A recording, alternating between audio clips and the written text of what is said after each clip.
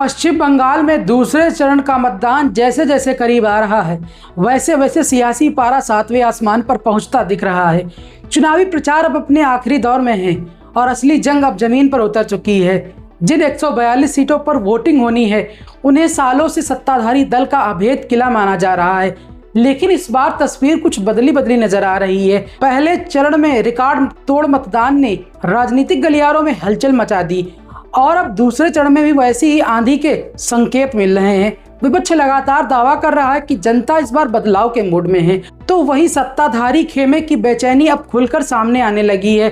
चुनाव आयोग ईवीएम और सुरक्षा बलों को लेकर अलग अलग तरह के आरोप, बहाने और बयानबाजी अभी से तेज हो गई है, जिससे साफ है कि हार जीत की घबराहट अब बढ़ती जा रही है। सबसे दिलचस्प बात यह है कि जिन इलाकों में इस बार सबसे ज्यादा वोटर लिस्ट से नाम हटने की शिकायतें आई हैं, उन्हीं इलाकों में दूसरे चरण की वोटिंग हो रही है।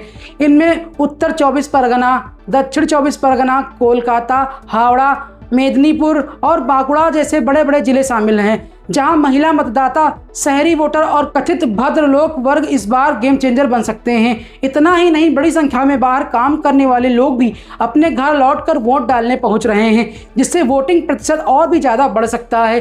राजनीतिक विश्लेषकों का मानना है कि अगर पहले चरण जैसा ट्रेंड दूसरे चरण में भी दिखा तो बंगाल की राजनीति में इस बार उलटफेर तय माना जा रहा है। अब सबकी निगाहें 29 तारीख की वोटिंग और उसके बाद आने वाले नतीजों पर टिकी हैं, क्योंकि इस बार का चुनाव सिर्फ सीटों का नहीं बल्कि बंगाल की दिशा और दशा दोनों तय करने वाला माना जा रहा है।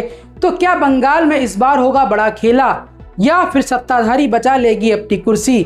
29 तारीख बताएगी जनता किसके साथ है और जंग के फाइनल की तस्वीर 4 मई को पानी की तरह साफ हो जाएगी। आपको क्या लगता है? अपनी राय कमेंट बॉक्स में जरूर बताएं।